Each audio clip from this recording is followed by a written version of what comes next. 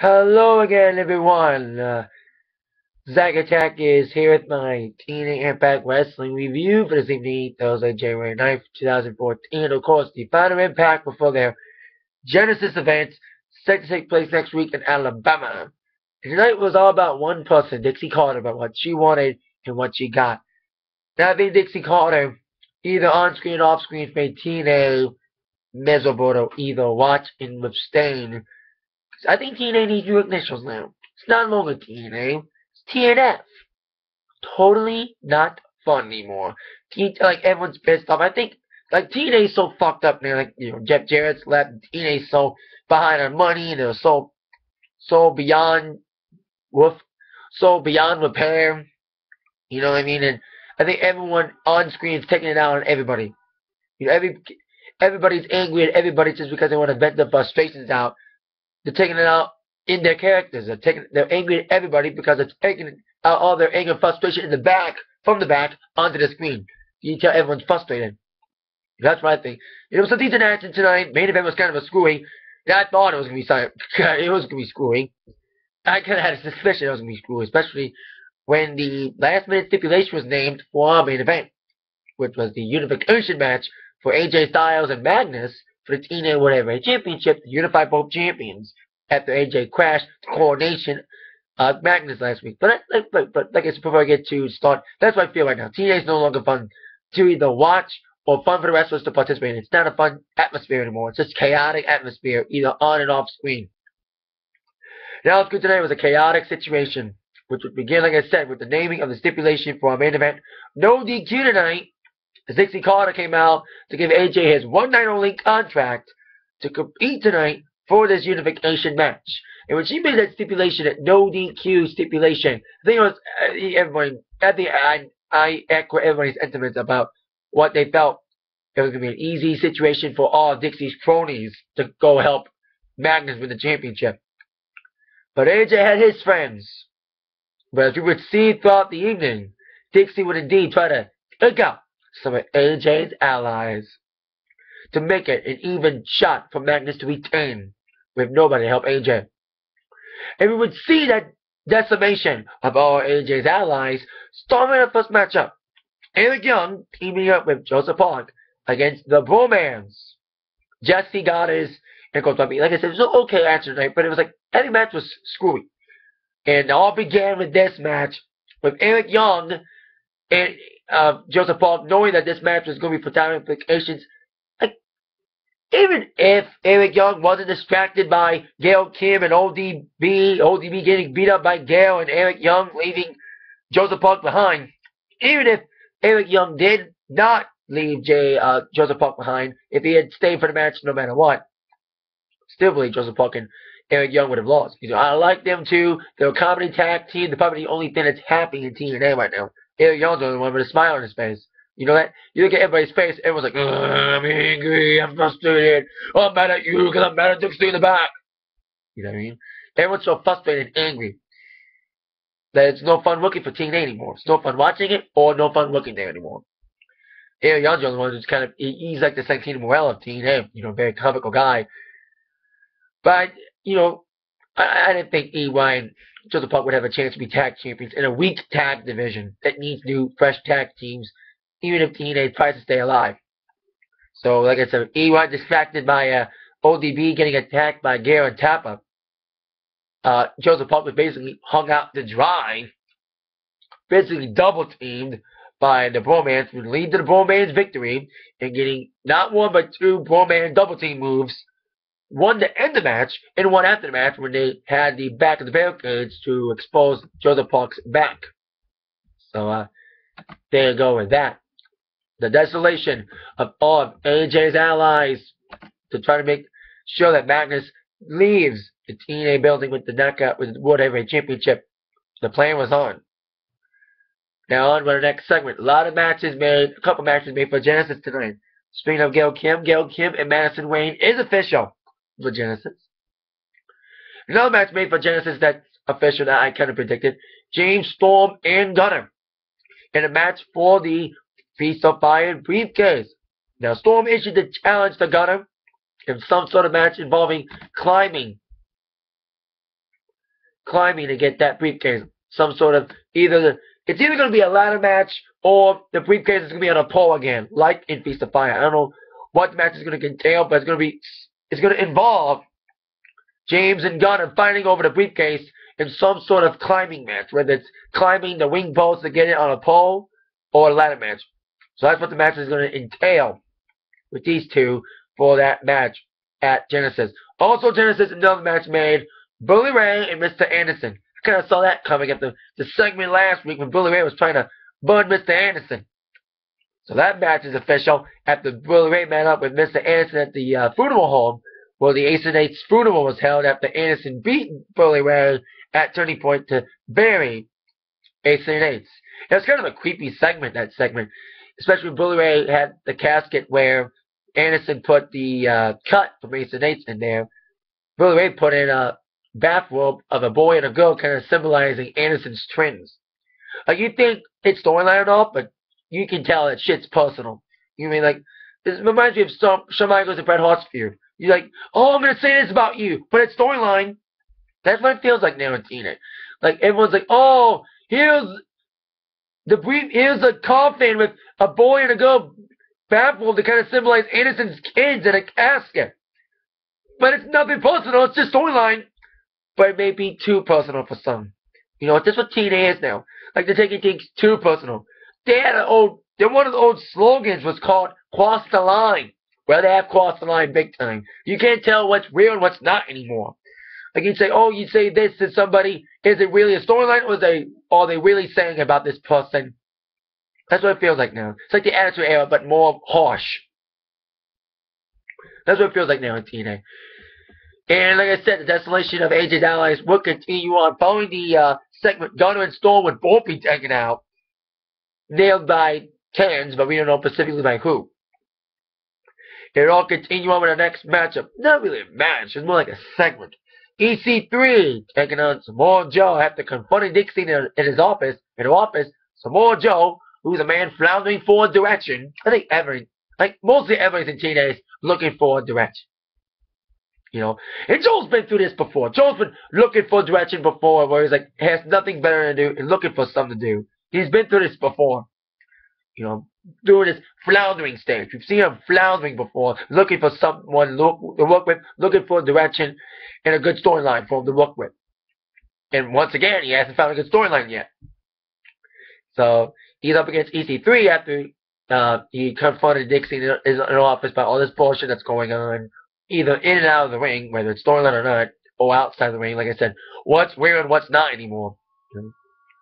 Anyway, EC3 would begin the match by attacking Joe backstage and beating down Joe until Joe trying to beat down EC3. The old saying goes, Joe's gonna kill you. But I knew, despite my thoughts about Joe's gonna kill you, I knew some screw was gonna happen with Dixie taking out all AJ's allies. I knew someone was gonna interfere and screw with Joe, screw Joe in the matchup. Well, that's exactly what happened. Rockstar Spud came out and Samoa Joe was pummeling on EC3 midway towards the matchup, setting up for the Muscle Buster. Rockstar Spud would come out, trip up Joe, and Joe would try to beat him up outside the ring, leading to the no contest. It wasn't really a DQ, it was basically a no contest. And then Joe would be taken out by EC3 nailing Joe with a wrench in the arm, taking Joe out in his arm and leg. And Joe didn't want to leave because he knew what it meant if he left. He was going to leave AJ all alone. So, but Joe had to leave anyway. He was frustrated. Like I said, he was frustrated. He had to leave the building and not help AJ retain the TNA title, especially with the odds going to be up against him with all of his allies, all of AJ's allies being taken out of this scenario here. So there you go. With that, continuing on with our next matchup, steel cage match. Kurt Angle issued an open challenge to prepare himself for his cage match against Bobby Roode next week. And I thought Angle's career was on the line. I kind of have to correct that. If Angle loses, he's not able to induct himself into the TNA Hall of Fame. That's his whole thing. This whole story about Angle trying to beat Roode and trying to prove himself that he is worthy of being in the TNA Hall of Fame. That's his whole thing is all about. Trying to get in the Hall of Fame. I thought his career was on the line, but it's really going to be the TNA Hall of Fame on the line. But Like I said last week, my same prediction is going to be Angle's going to win because we have some sort of stipulation like this, like, oh, you cannot enter Hall of Fame if you don't win, or your career's over if you lose. The guy who's been threatened that usually wins, and I think Angle's going to do so next week. The ultimate payback and the ultimate ending to this feud with Wood. I predicted it last week in my review of last week's episode. I'm sticking with that prediction heading to next week's Genesis event. Before we get to the Angle's Open Challenge, like I said, Joe's still looking for something to do, and I don't know what's up. You know, Joe may leave soon. Like, he's frustrated either on screen or off, so, like I said, a lot of people may be leaving. For real. Because they're just frustrated right now in TNA. Like I said, no fun to work for, no fun to watch. Because everyone's just frustrated and angry. Like I said, Attitude Era, but more harsh. But not as fun as the Attitude Era, though. Anywho, if you want to watch the Attitude Era, okay, wait to the WWE Network. Anyway, back to the Open Challenge. Angle. What is the Open Challenge? Bobby Roode would come out, kind of say, oh, wait a minute. Match is next week. Why is Bobby Roode accepting it now? But he was accepting the challenge on behalf of his two friends in ego. Of course, Team Bad Influence. Kaz and Daniels. Now, being a 2-on-1 handicap match in the cage, it was a good matchup. And you can see my TNA Impact reviews, despite what I've just said about TNA. TNA is like the Detroit Lions. They have a whole lot of talent that is very good, but they fuck things up for themselves. You know, every time TNA looks like they're going to succeed, they fuck it up. TNA is like Detroit Lions. False expectations. You think, wow, TNA is going to really get better. No, they still suck. You know, that's what I feel now with TNA. They're like the Detroit Lions of professional wrestling. You know, false expectations. They got so much talent, so much great talent. They're throwing them away because they have stupid-ass storylines. They don't know what to fucking do with them. They don't know what to fucking do with people. That's why TNA is going down the drain. Anywho, but like I said, despite what I've said about TNA going down the toilet, like I said, they have great talent that they waste by not using. WWE's same problem with WWE, at least they were fun. And WWE's making money, unlike TNA, who's losing money. Anywho, Bad Influence, I've always said about these guys, they're one of my favorite tag teams in TNA. They're fun, colorful tag team, great heels. And they had great teamwork against Angle in that cage match. Decent cage match with Angle. No blood, though. It's supposed to be TV-14, but there's no blood. Anywho, they beat up on Angle, and Angle tried to outnumber the odds in here. You know, and when it comes to Angle, like I said, I predict Angle's going to beat Roode and end the storyline. And Angle has all the momentum in the world heading into it, especially after the attacks, you know, being pummeled by Kaz and Daniels. You know, the numbers game was against Angle. Angle, of course, in his usual wrestling machine self, he is what he calls the cyborg. He powered back, trying to nail Kaz and Daniels, but every time he was on the advantage, trying to nail double suplex, like I said, he attacks one guy, the other guy would attack back to help the other guy, especially when Kaz was blocking Angle. He broke the hold on, I think Angle had the ankle like at one point on Daniels, and Kaz broke a hold. But there was one move that kind of sealed the deal for Angle. When Angle kind of ran Kaz into Daniels. One move. Daniels was suplexed. Well, Kaz was suplexed by Angle, and Kaz landed on Daniels, which set up Angle to nail the move, nailing Daniels against the cage, and getting Angle the victory, 1, 2, 3, outnumbering the numbers against Kaz and Daniels. Now, like I said, Angle's online, and now I'm AJ. Angle didn't get taken out. Angle didn't get taken out. He didn't get injured in this matchup. He escaped injury as everyone's gunning to take out all the AJ's allies. But they wanted Angle out of the building nonetheless by Al Snow. Al Snow coming out saying Angle, there was an emergency. The Angle has to leave. I think it was a setup. I think Al Snow was told, in this storyline, he was told by Dixie to get Angle out of the building, of course, because of this whole get AJ allies out no matter what, whether they have to be thrown out or carried out, basically. Our next matchup, after that cage match with Angle dominating over Bad Influence, despite the numbers game, decided to leave the cage back up. Sting questioning Dixie about her suspicions on hitting out everybody. That's the line with AJ. She decided to put Sting in the cage match against Bobby Roode. Well, it's only when it comes to storyline, it's only fair because if Angle has a cage match to warm himself up against Roode next week, then Roode has to warm up for Angle next week by facing off against Sting in a steel cage. And Sting's not just like I said about Joe floundering. Joe's not the only one floundering without any working storyline. I think everyone is looking for direction right now. Unless you're Magnus or champion, everyone's looking for direction. And TNA is like not giving anybody a direction. You know, everyone's floundering. Everyone's like searching for something. TNA is not giving them any direction at all. It's just chaos. Like I've said before. Sound like a broken record. I'm sorry. You know, I like TNA. I love this company. I've been in the house shows and all. But now it's just no longer fun to watch. Even my dad said it's no fun to watch it anymore because no one's having any fun working there. Because it's just frustrating about TNA being on the losing end and not making money and you know costs, they're losing money. So there you go. So Sting and Roode will face off in this cage match, co-main event tonight, and Sting was of course fighting on adrenaline from fighting for AJ tonight, being one of the only AJ allies left that's not taken out yet. So he was trying to nail against Roode, basically beat up on Roode, nailing him against the cage. He literally was on the advantage for most of the matchup because Roode being a slide cutting south. When he come flying back with his own little power moves, it is a cage match for what it was. Once again, like the Angle Bad Influence match, no blood. I thought there was going to be blood when Roode just got nailed across the ring and nailed against the cage. I thought it was going to bleed that way, but it wasn't the case. So, anywho, as Sting was getting back the advantage, nailing the Stinger Splash, and indeed was getting ready to get the victory over Roode. Of course, the plan to take out all of AJ's allies, initiated by Dixie, would continue on as Sting would indeed go for the win. Here comes Rockstar Spud and EC3. EC3 climbed the cage, trying to get up against Sting. Referee distracted by EC3. Rockstar Spud decided to throw a baton to Roode, and Roode nailed the baton on Sting. Nailed his finishing move in the 1-2-3 victory for Bobby Roode. Blew up with that baton and Rockstar Spud. But despite Sting getting injured by Roode with that baton, Sting knew what was happening and he wasn't going to let anything stop him from helping AJ out. But Dixie called right to remind Sting, storyline-wise, or real, whatever. You can't tell what's real, not anymore, like I said. Dixie said it's contract season. Sting's contract is up. I don't know if that's real or not.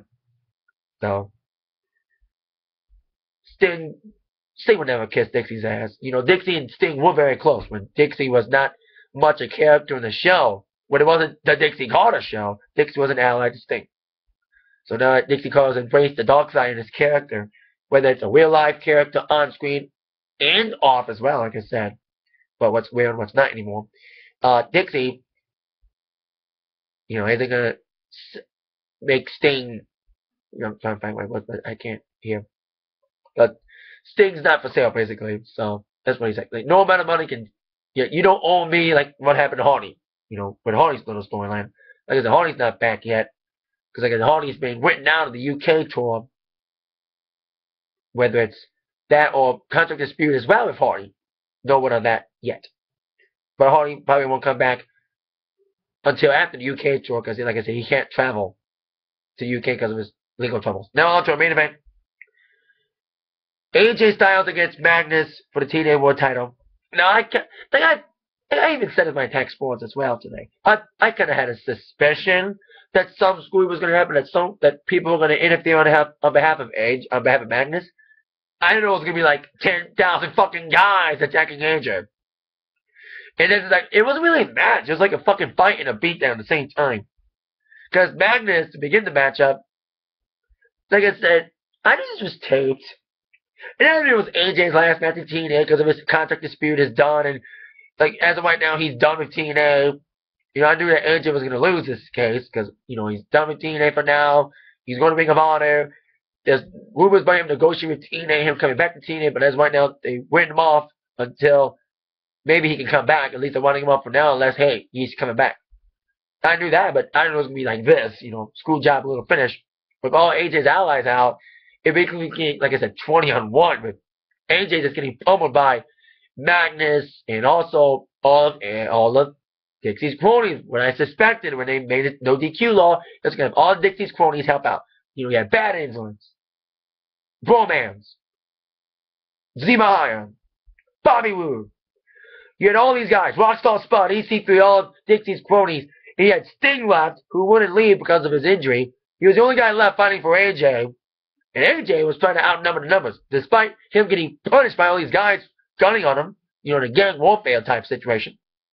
AJ kept powering back and trying to fight Magnus, trying to make a wrestling match out of it, but he can't with all these guys beating up on AJ. Like I said, it wasn't a wrestling match. It was a match for survival. It was AJ surviving his beatdown, trying to win the title out of this. There was some fun spots, though, with AJ flying over the top of the referee. There was 3 referees used in this matchup. Earl Hebner was the first referee. And I was like, wait a minute, is Dixie going to pay him to screw AJ? And, he screwed that? I thought that at first. But then Earl Hebner wouldn't count on Magnus because he was thinking, he knew there was no DQ, but there was one thing on using the no DQ and abusing the no DQ. That's exactly what Magnus did. Abusing the no DQ law by having everybody do his dirty work and beat up on AJ and just have him pick up the scraps and get the easy win after everyone did his dirty work, like I said. Who had enough at one point? Who walked out of the match? But then Dixie brought out his son, Brian Hebner, to referee the match instead. And he complied until he got taken out. He kept getting pulled out of the ring. Every time AJ had a winning predicament, one of the guys, whether it's Kaz, Daniels, or Spud or anybody, they just pulled the referee out of the match. And knocked him out, even at one point, knocking the referee after AJ had the calf killer, his submission move on Magnus. But despite AJ trying to overcome these odds, overcome the numbers game, one man who I think would be the knockout blow for AJ despite nailing the Styles Clash after numerous attempts and doing his big moves of Pele despite trying to fight these odds. One man I think was a knockout blow, and that was Bobby Roode. He was the last guy to come out to help Dixie, help her retain her champion, Magnus. And Roode would take out AJ by nailing his finisher not once but twice. Like I said, the knockout blow was nailed by Bobby Roode. And Magnus, of course, picked up the scraps. And there was one more referee, a bald guy, not Slick Johnson, but another guy, Stifler, would come out, dragged to me by Dixie, and with everybody holding back Sting, Sting was held from the ring. Everyone held Sting back from interfering. So if Sting held back, no more help for AJ. Referee had no other thing to do but to count the 1, 2, 3 on Magnus. Not like Magnus. I've been wanting Magnus to be champion, but not like this. Cheap shortcuts. AJ said in the promo earlier on, it's like, I didn't take shortcuts to be champion. And that's exactly what Magnus is taking. I know it's storyline and all, but like I said, I love Magnus. He's a decent guy, but, not really wrestling for the title or having everybody else beat up AJ for you. That's not a champion. In the storyline, just, it's not the right way to be champion. Whether it's a storyline thing or real, it's no way to be champion by having everybody else do it for you. Like I said, I like Magnus, but his reign is going to be tainted by the fact that he's going to have everybody help him retain the belt. Because he sold out to Dixie Carter and basically kissing Dixie Carter's ass. I do like AJ's little quip of get your lips out of Dixie's ass and out of her skirt. I did like those quotes during that promo when AJ and Magnus would confront each other verbally. So that was a funny little quip. The only thing that was fun in TNA tonight was that promo. Anywho, so there you go. Magnus retains the title. I kind of knew that because, like I said, with AJ's contract being done and leaving TNA at the time.